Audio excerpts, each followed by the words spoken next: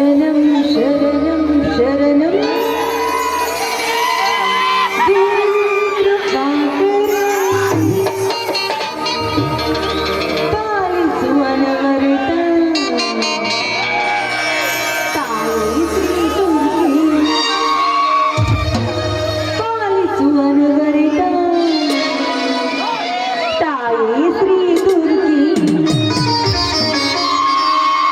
ಶರಣಂ ಶರಣಂ ಶರಣಂ ಶರಣಂ ಶರಣಂ ಶರಣಂ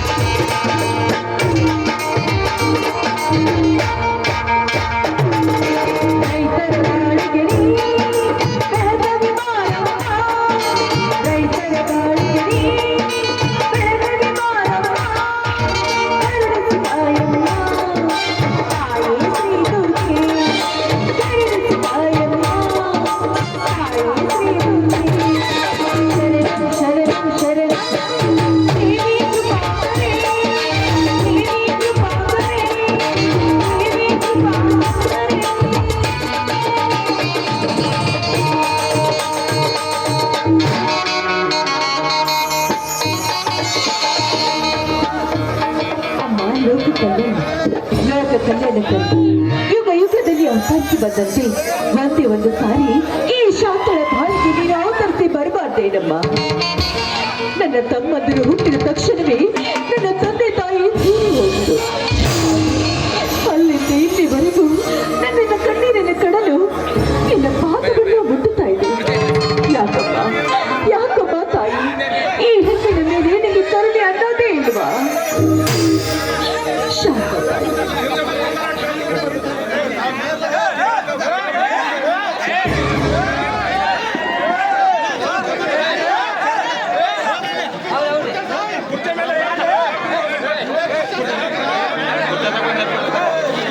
ನನ್ನ ತಮ್ಮ ಇದ್ದಾನೋ ಸತ್ತಾನೋ ನನಗಂತೂ ಏನು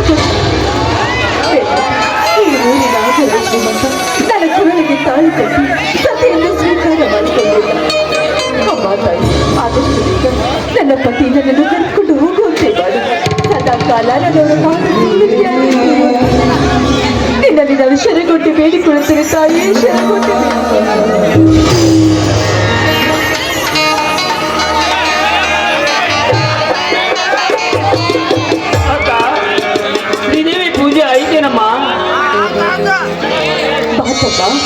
ಕೋಣೆ ಕೆಲಸದಿಂದ ಈ ಪದ್ಯ ನೀನು ಕೂಡ ಆ ದೇವರಿಗೆ ನಮಸ್ಕಾರ ಮಾಡು, ಪ್ರಸಾದ ಸ್ವೀಕಾರ ಮಾಡು.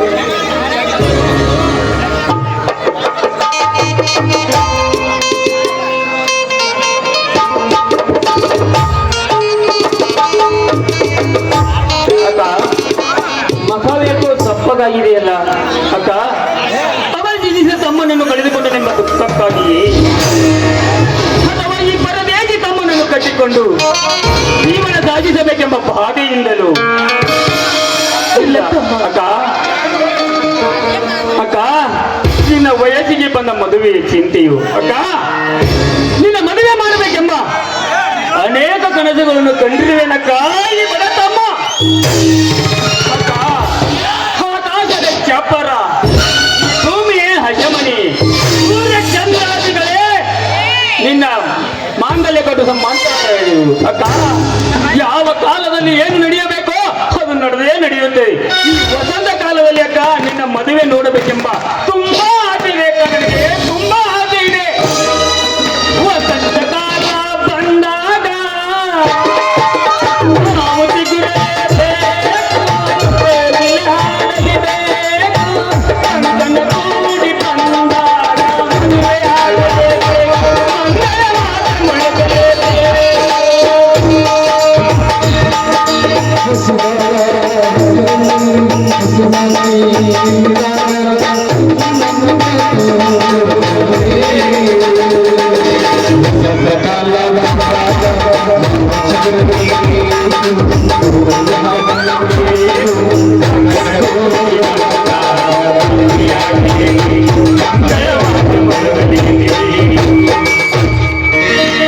ಅಕ್ಕ,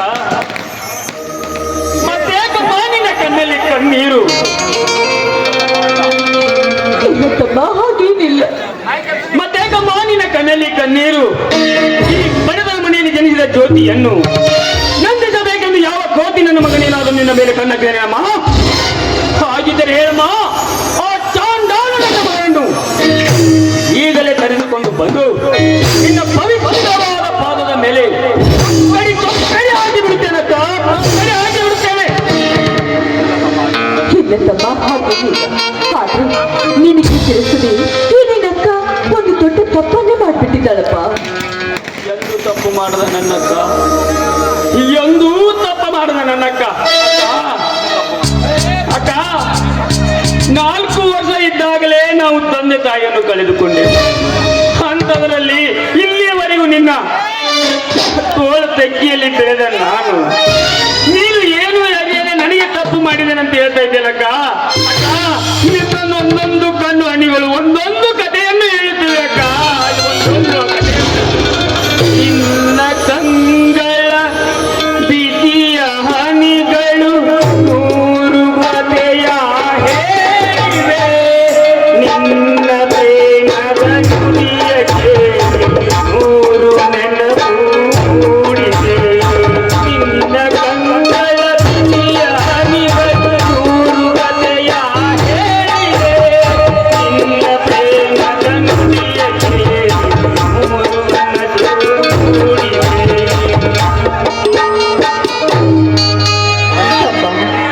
ಹೌದು ತಮ್ಮ, ಹೌದು. ಆದ್ರೆ ಆ ದೇವರು ನನ್ನಂತ ಬಡ ಹೆಣ್ಣು ಮಕ್ಕಳಿಗೆ ರೂಪಾಯ ಹಣವನ್ನು ಕೊಟ್ಟು ದೊಡ್ಡ ತಪ್ಪನ್ನೇ ಮಾಡಿಬಿಟ್ಟರು. ಅಕ್ಕ, ಏನಿದೆ ನೀನು ಮಾತ್ರ?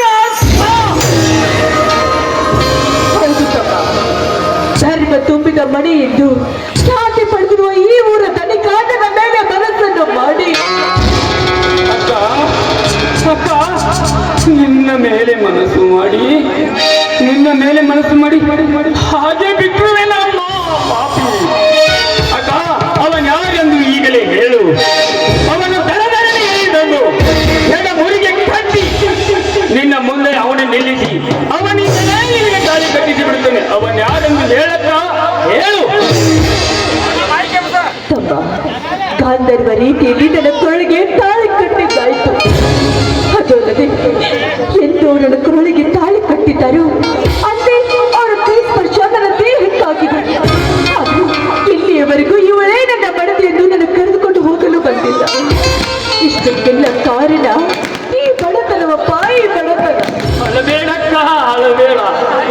ನಿನ್ನ ಕೊರಳಿಗೆ ತಾಳಿ ಕಟ್ಟಿ ಹೋಗಿರುವ ಜಮೀನುದಾರ ರಾಜವರ್ಮನೋ ಇಲ್ಲ ರವಿವರ್ಮನೋ ಇಲ್ಲ ಆ ಶ್ರೀರಾಮಚಂದ್ರನು, ಇವರಲ್ಲಿ ಈ ಮೂರಲ್ಲಿ ಯಾರೇ ಆಗಿದ್ದರೂ ಅವರನ್ನು ಹೆಡಮುರಿ ಕಟ್ಟಿ ತಂದು ನಿನ್ನ ಮುಂದೆ ನಿಲ್ಲಿಸಿ, ಇವಳೇ ನನ್ನ ಬಾಳಿನ ಜ್ಯೋತಿ ಎಂದು ಅನ್ನಿಸಿ ನಿನ್ನ ಮುಂದೆ ನಿನ್ನ ಕೊರಳಿಗೆ ಅವರಿಗೆ ತಾಳಿ ಕಟ್ಟಿಸದಿದ್ದರೆ ನಾನು ನಿನ್ನ ತಮ್ಮ ಬೀರನೇ ಅಲ್ಲಕ್ಕ.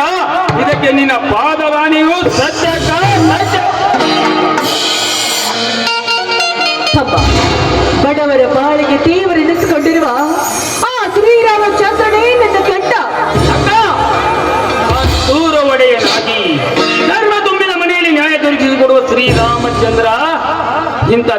ಚಂಡಾಲ್ ಕೆಲಸವನ್ನು ಮಾಡಿದನಮ್ಮ, ಇಂಥ ಚಂಡಾಲ್ ಕೆಲಸ ಮಾಡಿದನ.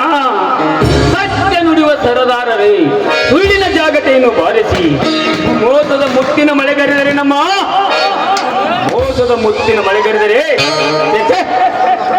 ಯಾವ ಬಲ್ಲಿದ ಜಮೀನ್ ಧಾರಣೆಯಾಗಿರಲಿ, ಆ ದೂರ ಮನೆಯೇ ಆಗಿರಲಿ, ತಪ್ಪು ಮಾಡಿದ ವ್ಯಕ್ತಿಯನ್ನು ಮುಕ್ತಿ ಮಂದಿರದಲ್ಲಿ ನಿಲ್ಲಿಸಿ ನಿನಗೆ ನ್ಯಾಯ ದೊರಕಿಸಿಕೊಡುವುದೇ ಅರ್ಥ. ಅಕ್ಕ ಬರ್ತೀನಕ್ಕ, ಬರ್ತೀನಿ.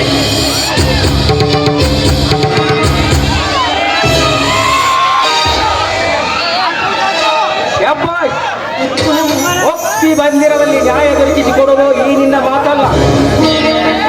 ನನ್ನಲ್ಲಿ ಶಾಶ್ವತವಾಗಿ ಉಳಿಯುವುದು ಈ ಅಕ್ಕಡ ಪ್ರೀತಿ. ನಮಸ್ಕಾರ. ಬನ್ನಿ ತನಿಖರೆ.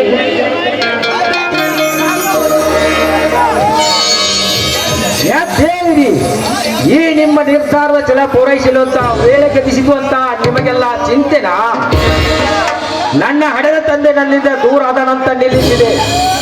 ಏ ಬೀರ, ಈ ನಿನ್ನ ಅಕ್ಕ ಧರ್ಮ ತುಂಬಿದ ಮನೆಗೆ ನನ್ನ ಮಡದಿಯಾಗಿ ಮನೆ ತುಂಬಿದ್ದಾಳೆ. ಅದಕ್ಕಾಗಿ ಈಗ ಅವಳನ್ನು ಕರೆದುಕೊಂಡು ಹೋಗುತ್ತೇನೆ. ಇದು ಎಂತದ್ದ ಮಾತು ಧನಿಕರೇ?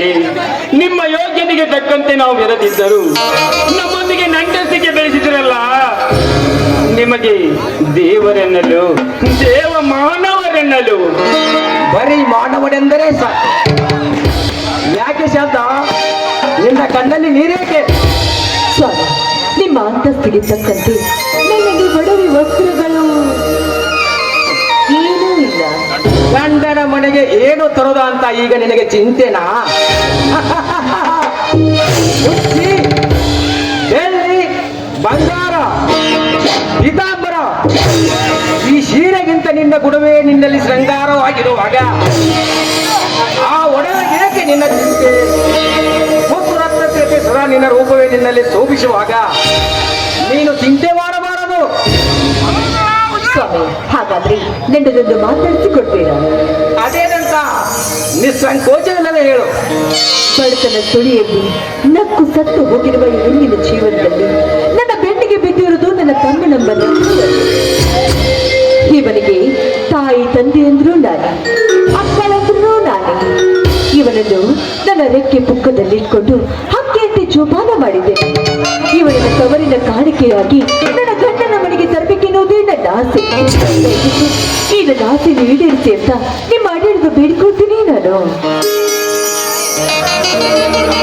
ಎತ್ತೇನು ಶಾಪ, ಬುದ್ಧಿ ಸುಳ್ಳೆಯಾಗಿ ಬಡಬಡಿಸುವ ಭ್ರಮೆ ಎಂಬ ನಿದ್ರೆಯಿಂದ ಮೊದಲು ನೀನು ಎಚ್ಚರಾಗು.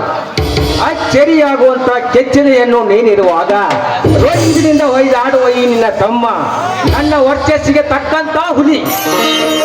ಈ ಹುಲಿ ಇಂದಿನಿಂದ ನಿನ್ನ ತವರಿನ ಕಾಣಿಕೆಯಾಗಿ ನನ್ನ ಮನೆಗೆ ಬರಲೇಬೇಕು. ಇವನೇ ಇಂದಿನಿಂದ ನನ್ನ ಅಂಗರಕ್ಷಕ. ಸ್ವಾಮಿ,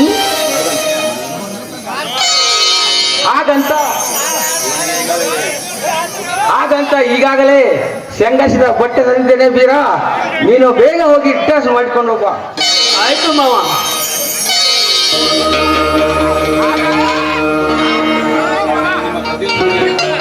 ಸ್ವಾಮಿ, ನಿಮ್ಮ ಪ್ರತಿಯೊಂದು ನುಡಿಯಲ್ಲೂ ದೇವರ ನುಡಿದೆ ಅಂದಾಗ ನೀವು ಎಲ್ಲರ ಪಾಲಿಗೂ ದೇವರಿದ್ದ ಹಾಗೆ. ಹುಚ್ಚಿ, ಯಾರಿವರು ಬಡವರು ನಿತ್ಯ ನ್ಯಾಯದ ಕಡೆಯ ಮೇಲೆ ಕಾಲಿಟ್ಟು ಅನ್ಯಾಯವೇ ನನ್ನ ಉಸಿರೆಂದು ಖುಷಿಯಾಗಿ ಹೇಳುವ ದೇಶಿಗಳು ಬಡವರು. ದಾನ ಧರ್ಮ ಮಾಡದೆ ಧರ್ಮದ ಹೆಗಲೇರಿ ಕಳ್ಳ ಕದಿವರಾಗಿ ಬಾಳುವರೆಲ್ಲ ಬಡವರು. ನಾಡಿನ ಹೆಣ್ಣೆಲ್ಲ ಜಗಳ ಕಣ್ಣೆ ಎಂಬುದನ್ನು ತಿಳಿದು ಆ ಹೆಣ್ಣಿನ ಜೀವನವನ್ನು ಹಿಂಡಿದ ಬಂಡರೆಲ್ಲ ಬಡವರು. ಅನ್ನ ಹಾಕದೆ ಮುಟ್ಟಿಟ್ಟ ಮೋಹಿನಿ ನನ್ನ ದೇವರೆಂದು ಹೇಳುವ ಕತ್ತಿಗಳೆಲ್ಲ ಬಡವರು. ಬಡ್ಡಿ ಸಾಲ ದೊಡ್ಡ ಸ್ಥಿತಿಯಲ್ಲಿ ದೊಡ್ಡ ವ್ಯಾಪಾರವಾಗಿ ಹಣ ಗಳಿಸಿಕೊಂಡು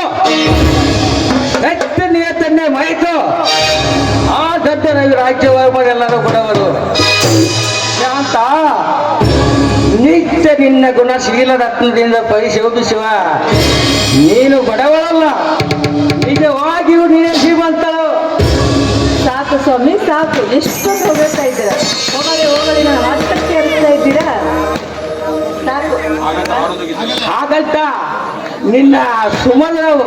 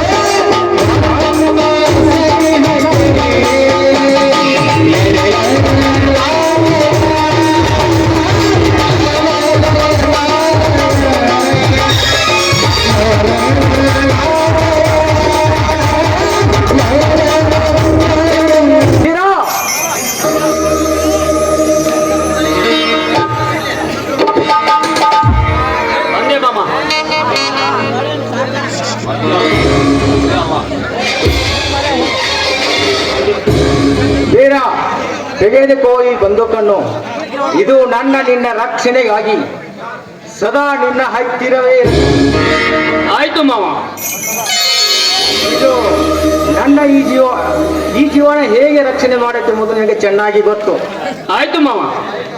ಅಷ್ಟೇ ಅಲ್ಲ, ಇದರಿಂದ ಬಡ ಜನರ ಮಾನ ಪ್ರಾಣ ಹಾಗೂ ಶೀಲ ಸಿಂಧೂರಗಳನ್ನು ಕಾಪಾಡುವ ದೊರೆಯಾಗಬೇಕು. ಆಯ್ತು ಮಾವ, ಆಯ್ತು. ಈ ನಿಮ್ಮ ಮಾತನ್ನು ಶಿರಸಾವಹಿಸಿ ನಡೆಸಿಕೊಡುತ್ತೇನೆ. ಬ್ರಿಟಿಷರನ್ನು ಒದ್ದು ಓಡಿಸಲು ಟೊಂಕು ಕಟ್ಟಿದ್ದ ಚಾಣಿ ಚೆನ್ನಮ್ಮನ ಶಿಷ್ಯನಾದ ಸಂಗೊಳ್ಳಿ ರಾಯಣ್ಣನ ಹೇಗೆ ಮಾತು ನಡೆಸಿಕೊಟ್ಟನೋ ಅದೇ ತರಹ ನಿಮ್ಮ ಈ ಮಾತನ್ನು ಶಿರಸಾವಹಿಸಿ ನಡೆಸಿಕೊಡುತ್ತೇನೆ. ಅಷ್ಟೇ ಅಲ್ಲ ಮಾವ, ಸಿಂಧೂರ ಲಕ್ಷ್ಮಣನ ಅಳಿಯ ನರಿಷ ಮಾತು ನಡೆಸಿಕೊಟ್ಟಂತೆ ಈ ನಿಮ್ಮ ಅಳಿಯ ಮಾತನ್ನು ನಡೆಸಿಕೊಡ್ತಾನೆ.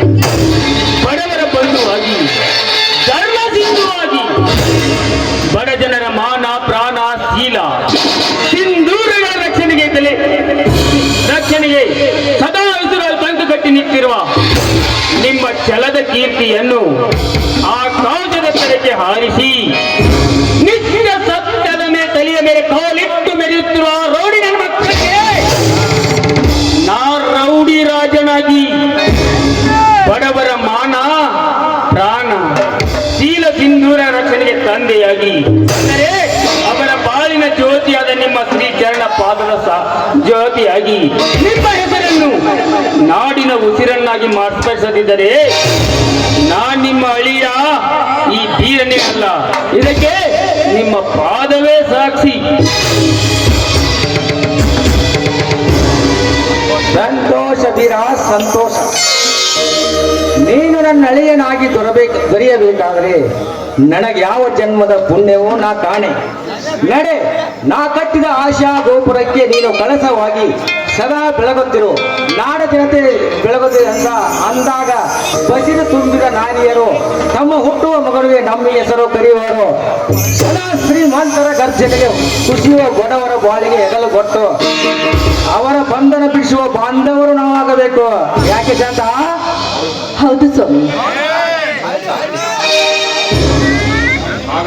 ಹಾಗಂತ ವೇಳೆ ಆಯ್ತು, ನಡೀರಿ ನಮ್ಮ ಮನೆಗೆ ಹೋಗೋಣ. ನಿಲ್ರಪ್ಪ. ಅಲ್ಲ ಅಕ್ಕ, ಮಾಮ ಬಂದಾನಂತ ಈಗ ತಮ್ಮನ ಬಿಟ್ಟು ಹೋಗ್ಬಿಟ್ರಿ ಹೆಂಗಮ್ಮ? ಒಂದು ಸುಂದರವಾದ ಸಮುದ್ರ ಗೀತೆ ಏನಾರ ಅಕ್ಕ ಅಕ್ಕ ನಾನಾರ ಆಡ್ತೀನಿ, ನೀನಾರ ಕೇಳಕ್ಕ. ಅಲ್ಲುಂಟು ಇಲ್ಲುಂಟು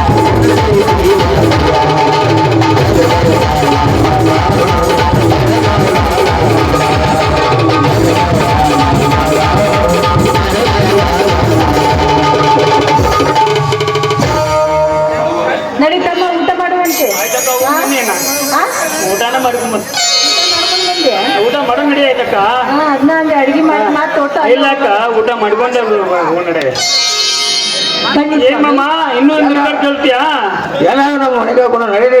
ನಡ್ರಿ ಊಟ ಮಾಡೂರಿ ಅಂತ ಬಿಸ್ಲರಿ ಮಾಡಿರ್ತೀನಿ ಇಲ್ಲ ಅಕ್ಕ ಊಟ ಬೇಕಾಗಿಲ್ಲ ಹಾಡಿನ ಪದ ಬೇಕಾಗಿಲ್ಲ ಈ ಮಾವನಿಗೆ ಹೋಳಿಗೆ ಊಟ ಮಾಡಿರಂತೆ ನಡ್ರಿ ಹೋಳಿ ಊಟದ ಯಾತ್ರೆ ಭಾಳ ಗೈತ. ಹೋಳಿ ಊಟ ಯಾತ್ರೆ ಭಾಳ ಗೈತ. ಏ ಅಕ್ಕ ಮಾಮ ಹಲ್ಲು ನೋವು ಬಂದ್ರಿಂದ ಹೋಳಿಗೆ ತಿನ್ನೋದು ಬಿಟ್ಟ ನೀವಾಗ ಕರ್ಕೊಂಡು ಹೋಗಿ ನಡಿ ಮನೆಗೆ ಅವ್ನು ಮೊದಲು ಹಾ ಬರ್ರಿ ನಡಿ ಅಕ್ಕ